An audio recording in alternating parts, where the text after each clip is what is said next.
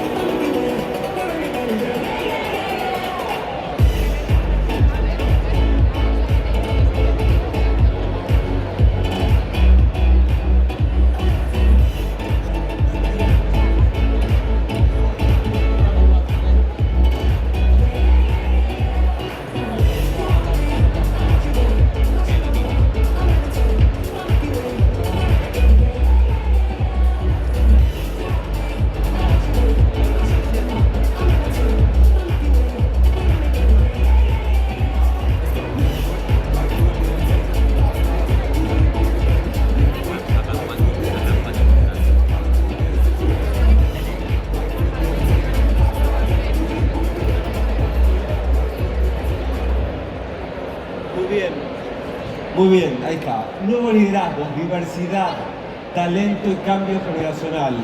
4 expertas. Beatriz Martín, consultora y experta en sostenibilidad. Concheta, ¿se dice Concheta? Concheta Dema, italiana, fundadora de Unconventional Hospitality. Alicia Orea Guiner, especialista en turismo regenerativo. Y Elisa Pina, directora de formación y desarrollo profesional. Bienvenidas, chicas, y disfruten este momento.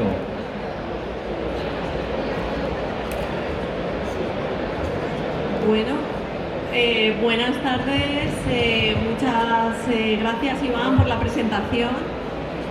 Muchas gracias a todo el público por estar aquí estas horas de la tarde. Tenemos y empezamos una mesa muy interesante: nuevos liderazgos, diversidad, talento y cambio generacional. Tenemos aquí 3 mujeres expertas, 3 mujeres líderes que dentro de cada uno de sus sectores nos vienen a contar, sobre todo desde su punto de vista, desde su experiencia, cómo es este nuevo liderazgo al que se enfrenta el sector Horeca, un liderazgo mucho más humano, mucho más inclusivo, mucho más respetuoso. Bien, muchas gracias. Vamos a hacer una serie de preguntas. Vamos a empezar con Elisa. Elisa, muchísimas gracias por estar aquí, por acompañarnos en esta mesa. Elisa, tú has trabajado con equipos muy numerosos, en entornos con una alta presión, donde conviven distintas generaciones, con formas además muy diferentes de trabajar, de motivarse. Desde tu experiencia, ¿qué es lo peor que se está gestionando actualmente hoy en los equipos multigeneracionales? Y sobre todo, ¿qué crees desde toda tu experiencia, desde todo tu método, que habría que cambiar para convertir esta diversidad en una ventaja operativa? Bueno, como bien sabemos, porque estamos aquí todos relacionados con el canal Horeca, es un entorno que tiene una presión muy alta. Son atención al cliente en directo, son márgenes ajustados, son decisiones rápidas y son equipos multigeneracionales que tienen ritmos y expectativas totalmente diferentes, ¿vale? ¿Qué es lo peor que se está gestionando dentro del canal Horeca a nivel de diversidad generacional? Pues no es la diversidad generacional, es el diseño. Es el diseño del sistema. Cuando hay una presión alta, que tienes que tomar decisiones importantes. Si las reglas no están bien definidas, ¿qué pasa? Surge la ambigüedad. ¿Qué ambigüedad? ¿Qué priorizamos cuando todo parece urgente? ¿Cómo se confeccionan los turnos o cómo se cambian? ¿Qué autonomía tiene cada uno, ¿no?, dentro de la empresa, dentro del vivo y el directo? Y luego también, además de este tipo de características, de este tipo de situaciones, surge que no se tiene claro, no se deja claro qué es hacerlo bien, ¿no? No todo el mundo está en la cabeza de la persona que está liderando en ese momento para saber qué es lo que se está haciendo bien o mal. Por ejemplo, cuando hay una diversidad generacional, ¿qué va a pasar? Pues que cada uno va a entender el sistema, si todas estas reglas no están claras, según su marco. Cada uno lo va a entender o según él cree que es el sistema. Por ejemplo, en los restaurantes, los cambios de turno, que normalmente suelen ser pactos, ¿no? Son pactos informales entre uno y otro, etc. ¿Qué va a suceder? Los jóvenes, ¿qué van a querer? Pues los jóvenes van a querer una flexibilidad estructural. Los veteranos van a querer más estabilidad. Y si los criterios no están claros, ¿qué va a pasar? Va a haber fricción. Es lógico que vaya a haber fricción. Por lo tanto, cuando digo que lo que hay que cambiar es el sistema, es porque la diversidad generacional es oportuna, es rentable, es una ventaja competitiva cuando está coordinada, ¿vale? Para tener coordinación tenemos que tener un sistema diseñado. ¿Qué creo que debería haber que cambiar dentro de esto? Pues son 3 criterios decisionales muy importantes, que son lo que estamos hablando, clarificar las reglas operativas comunes, que es flexible, que no es flexible, profesionalizar el rol de los mandos intermedios. Muchas veces ponemos en mandos intermedios o gente que tira bien del carro, gente que goza de confianza, pero nos olvidamos de profesionalizarlos, es decir, de darles herramientas para que ellos puedan organizar operativamente a sus equipos. Y el tercer criterio decisor que habría que cambiar es el diseño de la transferencia del conocimiento. En hostelería es súper importante y algo muy valioso la experiencia. Muchas veces, ¿qué pasa? Que recae sobre una persona. Una persona es la que controla todo. ¿Qué pasa si esa persona se va? Se va todo. Nos quedamos, vulgarmente dicho, nos quedamos en bragas. Entonces, esa transferencia de conocimiento tiene que existir dentro de nuestros negocios para que haya un rendimiento sostenible. Muy bien, muy interesante, complicado, ¿no? Este relevo, ¿no?, multigeneracional. Necesita tiempo, necesita esa transformación de un liderazgo más tradicional pues a un liderazgo más del siglo XXI, ¿no?, de transformar ese sistema. Muy bien. Bueno, luego seguimos, Elisa, contigo. Alicia, tú hablas de liderazgos inclusivos, regenerativos. Además, vienes con la visión más de la universidad, digamos, ¿no?, de una visión investigadora. Hablas de que hay que hacer las cosas mejor, que hay que trabajar desde la raíz. Háblanos un poco qué significa esto, de qué manera se está trabajando la regeneración, la inclusión en el liderazgo. Pues muchas gracias por la invitación, antes de nada. Desde hace aproximadamente unos 3 años hemos estado trabajando con diferentes mujeres líderes en el ámbito de la gastronomía con vinculación con turismo y hemos ido detectando un tipo de liderazgo que lo llamamos liderazgo relacional regenerativo y básicamente lo que quieren hacer es construir sus negocios para que sean estables y tienen capacidad de sostener a las personas, de sostener el territorio sin agotarlos, sin agotar ni a las personas ni al territorio. Y dentro de lo que ellas consideran como puntos fundamentales de liderazgo, consideran que liderar es estar en la operación, no solo en el despacho. Por ejemplo, las vemos cocinar, las vemos servir mesas, las vemos acompañar constantemente. Creen también que la autoridad se construye creando un buen clima y cuidan mucho la atmósfera, cuidan su equipo, cuidan las relaciones con el equipo. Esto les exige mucho más tiempo porque la cohesión conlleva trabajarla, conlleva mantener esa relación de cercanía pero a la vez de autoridad al mismo tiempo, que es uno de los puntos que les cuesta un poco más. Y también consideran consideran que liderar es cuidar para no perder talento, que si escuchan activamente, si acompañan emocionalmente, si combinan empatía con exigencia, pueden evitar que el personal rote y que haya pues algunas bajas indeseadas y que al final les exija mucho más tiempo de invertir en volver a entrenar al personal, volver a habituarse a ese equipo. Y el otro punto interesante también que conecta con el territorio es también que ellas lideran qué compran, cómo lo compran, cuándo lo compran y a través de todo esto crean redes de trabajo donde sus proveedores y proveedoras son parte de su equipo también, no son solo pues, son socias y socios de su negocio porque el negocio depende de ese trabajo y tratan de hacerlo también teniendo en cuenta sus conexiones, por ejemplo, conexiones con otras mujeres emprendedoras, con cooperativas, con esas redes también que van mejorando el territorio. Entonces, esa es un poco la visión que hemos ido detectando. Muy bien. Conchetta, lo he dicho bien. Conchetta, Sino Conchi y versión española. la españolizamos ya en un segundo. Bien, hemos visto el enfoque desde la consultoría, hemos visto el enfoque, ¿no? desde la universidad, pero tu enfoque es mucho más interno, ¿no? O sea, tú has hecho un mystery guest, te has camuflado, digamos, para entender muy bien qué está pasando dentro del sector, ¿no? Hostelería. Te has hecho pasar por camarera, podríamos decir, mientras estabas analizando un poco esos patrones de liderazgo, ¿no? ¿Nos puedes contar un poco esta experiencia, ¿no? Y qué has detectado?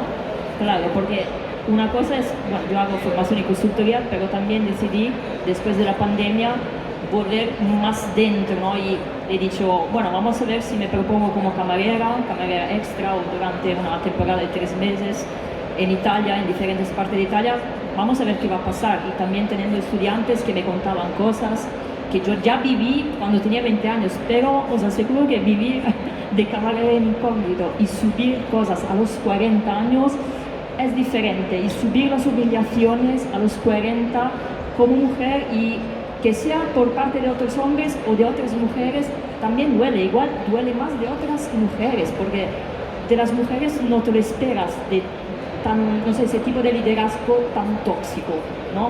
Y bueno, también en Italia, que es parecido también a España, el tema de inclusión, diversidad también tiene su peso. Y por ejemplo, os cuento algunas anécdotas para que podáis entender mejor.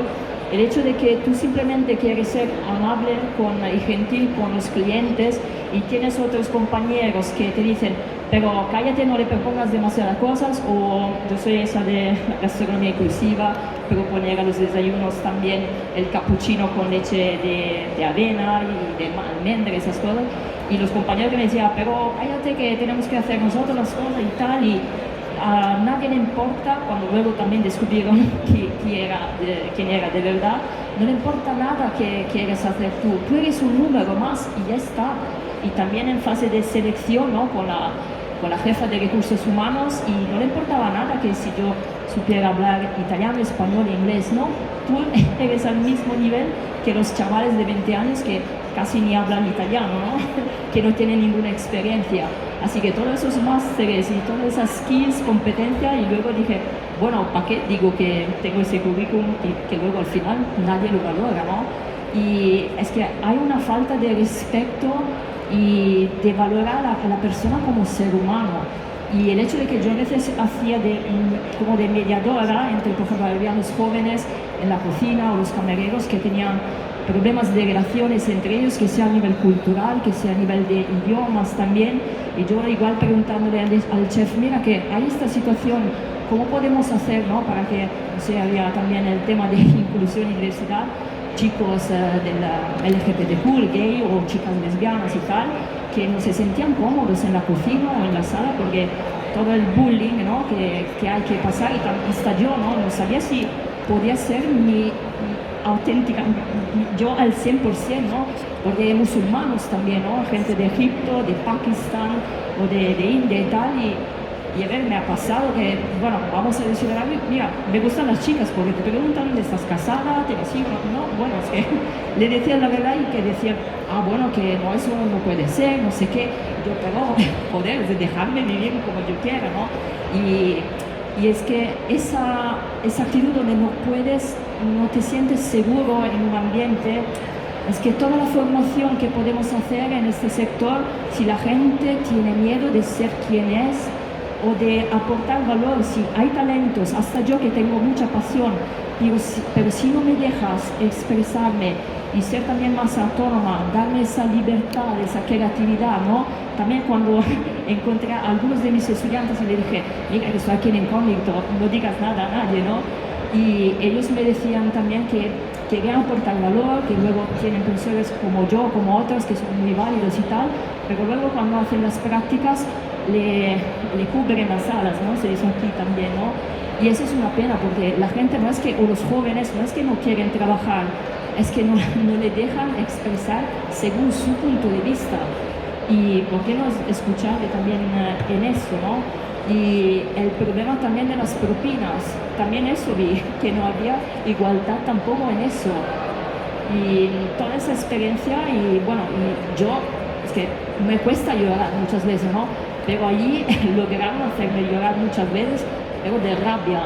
¿Y por qué hay que trabajar así, no? Yo he escuchado que sea en Italia o aquí, también estos días, yo llegué ayer aquí, las charlas, y mucha gente aquí también habla de pasión, que al final estamos en un contexto donde trabajamos con la gente, en el turismo, que tiene que ser divertido y tal, ya vale, pero encima esas mujeres, esos hombres, chicos y chicas, y también a los 60 años yo vi a mujeres de 60 a 55 años que llevan toda la vida trabajando 10, 12 horas y más cada día durante años, que no son dueñas o dueños de su propio negocio, ¿no? Habla a esas personas de todo eso, de la pasión y no sé qué, pero si no le das un buen sueldo, no le das dignidad, no le respetas, no le das ninguna atención, ¿de qué estamos hablando? La pasión se escapa y con eso se escapan los talentos también.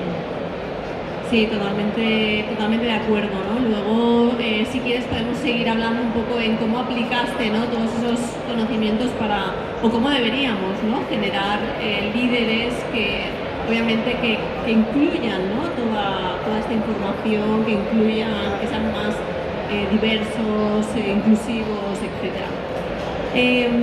Elisa, hemos hablado de multigeneraciones, hablamos de liderazgo. Desde tu trabajo, que entiendo que preparas líderes y mandos, o sea, ¿cuál es el cambio de mentalidad imprescindible que necesita el sector? El cambio de mentalidad clave es dejar de entender el liderazgo como resistencia personal y empezar a entenderlo como un diseño de sistema. Hoy en día muchos líderes dentro de la hostelería están en modo superhéroe, siempre disponibles, siempre corrigiendo, siempre resolviendo y siempre asumiendo el desgaste.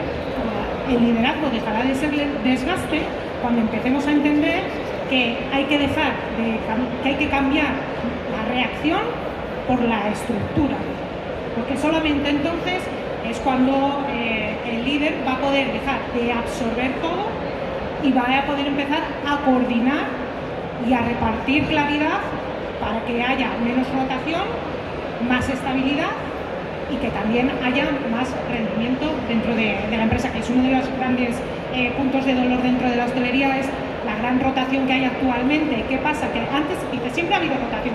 Sí, pero es que ahora no se puede absorber toda la rotación que hay, ¿no? Tenemos además otros sectores que sí que se están poniendo la pila con el tema del liderazgo y del tema de cómo organizar un sistema para fomentar el bienestar dentro de los empleados, y se están yendo a esos sectores, cuando verdaderamente se podían quedar con nosotros. Entonces, cambio de mentalidad, el liderazgo no puede ser resistencia personal, tiene que tener diseño de estructura de liderazgo.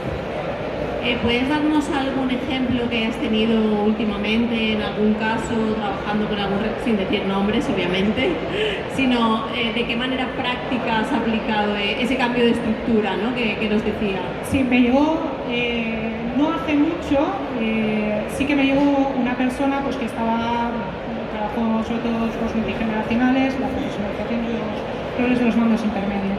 Entonces sí que es verdad que, por no decir nombres, me voy a quedar con algo que se repite bastante, que me dicen muchas veces, cuando contraté a esa persona, yo es que ya le dije lo que tenía que hacer, es que eso lo tengo que repetir cada día.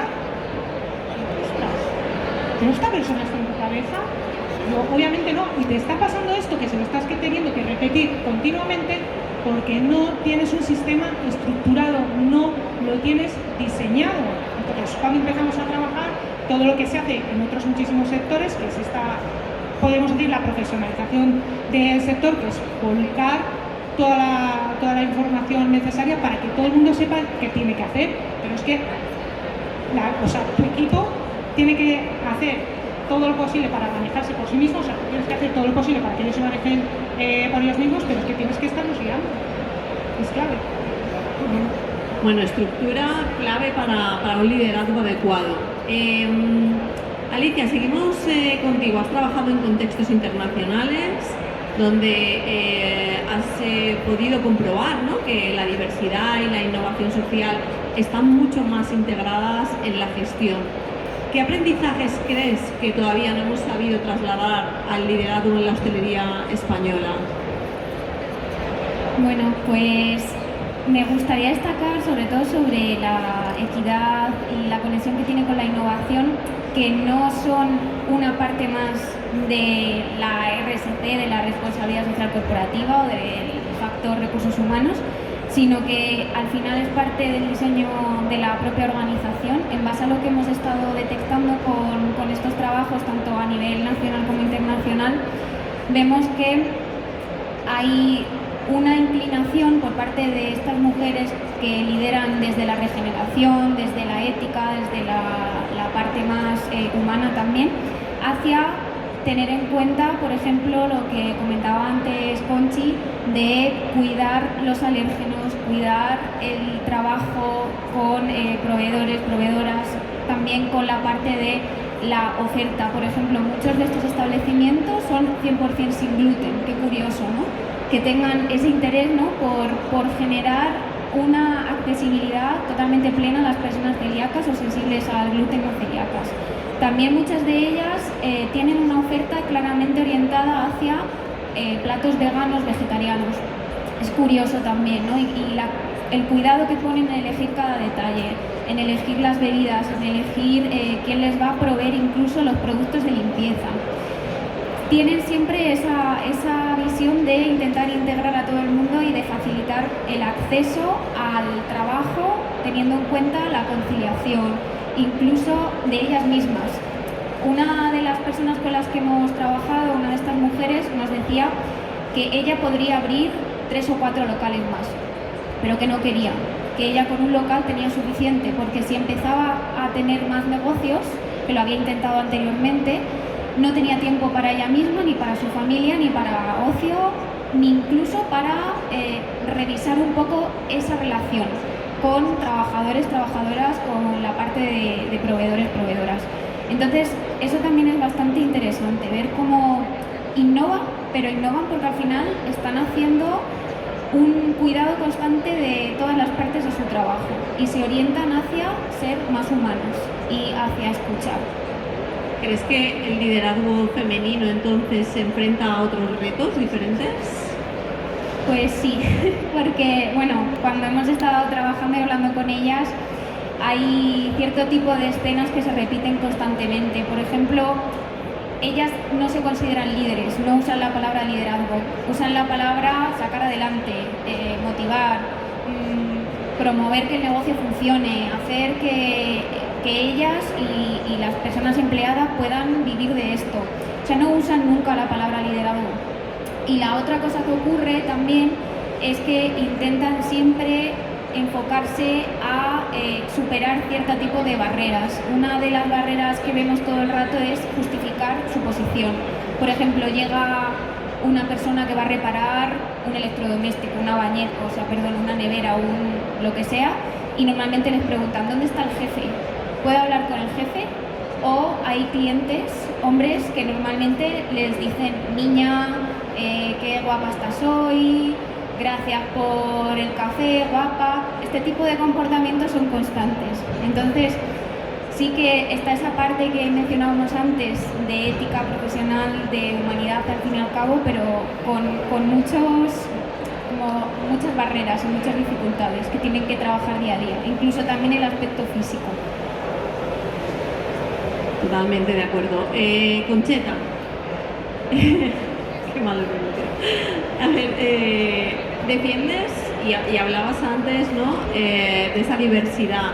Defiendes que la inclusión no es solo un valor ético, sino una oportunidad tangible y rentable.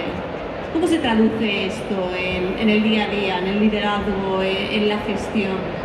Sí, os he dado ejemplos muy sencillos y el hecho es que la felicidad y el bienestar de los trabajadores, los colegas, es una ventaja a nivel económico, a nivel de productividad. Si una persona es feliz y se le cumple con sus necesidades reales, y vamos a ganar todos. Y por ejemplo, yo simplemente hago preguntas y ¿qué es lo que te gustaría aportar más a ti, ¿no? En la empresa o en, que sea el hotel, el restaurante, lo que sea?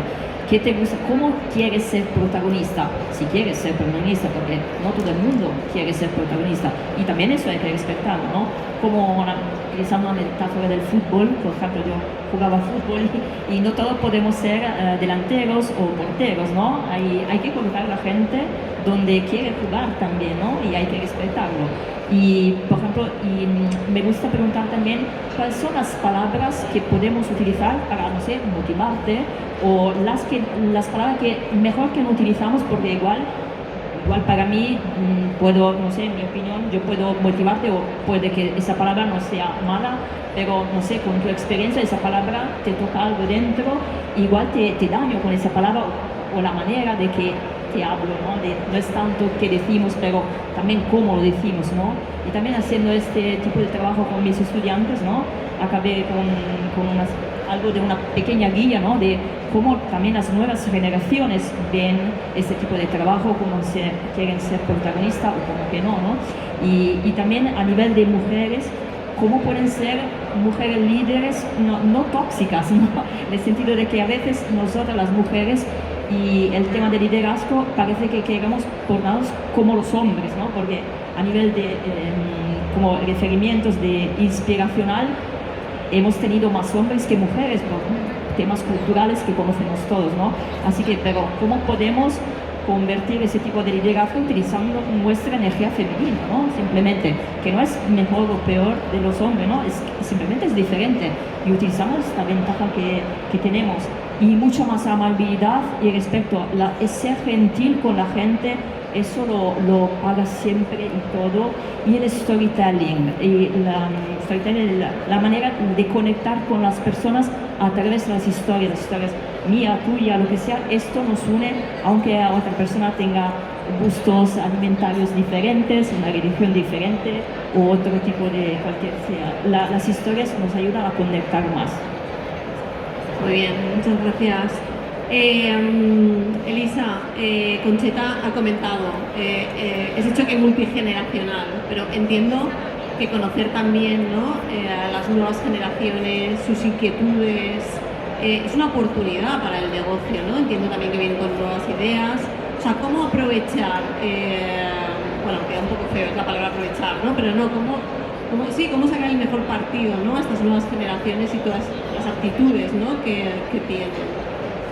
Pues creo que es una gran oportunidad. De hecho, es que tenemos que entender que estamos en un momento histórico a nivel laboral, porque nos estamos encontrando, no solo en Horeca, sino a nivel global, hasta 5 generaciones juntas podemos encontrarnos en entornos de trabajo. O sea, ahí es nada. ¿Qué pasa? Que venimos de un liderazgo tradicionalista de orden imperial. ¿Qué pasa con las nuevas generaciones? Las nuevas generaciones, el gran choque que se están encontrando no es por la capacidad de estos jóvenes, ¿no? La capacidad que tienen para ejercer su trabajo o para sus cosas, sino son las expectativas, como bien has planteado. ¿Qué buscan las nuevas generaciones? Buscan claridad en su trayectoria, buscan feedback frecuente, lo necesitan. Necesitan coherencia entre el discurso y la práctica. Esto es súper importante, no vale decir en este entorno se respeta y luego hay casos de móvil por detrás, ¿no? O sea, necesitan también esa parte de coherencia entre discurso y práctica. Y necesitan también el equilibrio razonable entre vida y exigencia. Vuelvo a decir, equilibrio razonable. ¿Qué quiero decir con esto? Los jóvenes están buscando trabajar en un restaurante libre los fines de semana, pero sí que haya pues, un equilibrio entre lo que se les exige y su vida, porque sobre todo los millennials ya lo somos, pero todavía más los zetas, que son una generación por detrás de la nuestra, valoran muchísimo más la vida que el trabajo. O sea, que nos vamos a los boomers, que era su reconocimiento, su autoridad, su trabajo, su dedicación, y nos hemos ido pues, a un totalmente contrario. ¿Por qué es una gran oportunidad? ¿Por qué nos pueden ofrecer estas generaciones? Yo creo que es la invitación perfecta para estructurar lo que antes funcionaba por inercia, porque se está quedando atrás y no tenemos mano de obra porque no quieren estar con nosotros. Y verdaderamente ese cambio existe, es posible y va a hacer que los negocios sean totalmente rentables. O sea, yo siempre digo que equipos más humanos, equipos más rentables. ¿Sería esa tu frase para acabar esta mesa tan bonita? Siempre, porque hay una cosa que hay que tener clara. Cuidar el bienestar de tu equipo no es algo blando, sino que si tú eres empresario o si tú eres un alto cargo, lo que tienes que tener en cuenta es que si quieren trabajar contigo, van a cuidar de tu empresa, por eso van a ser más rentables. Muy bien, muchas gracias. Estamos ya en el último minuto. Me gustaría una última frase que definiera ese nuevo liderazgo que esperamos. Rápidamente, Alicia. Bueno, pues yo creo que lo que tendríamos que tener en cuenta es que la diversidad tiene que tener voz. No solo estar y aparecer en la foto, sino que participen activamente, que se lleve a cabo mentoring intergeneracional, diferentes aspectos a lo largo de la organización para que la diversidad tenga voz. Muy bien, y Concheta, para terminar, una última frase, 10 últimos segundos. Bueno, menos ego, como también se decía en la charla de antes, y más amabilidad y respeto y escuchar mucho. Bueno, pues muchísimas gracias a las tres. Ha sido un placer compartir este tiempo y muchas gracias al público.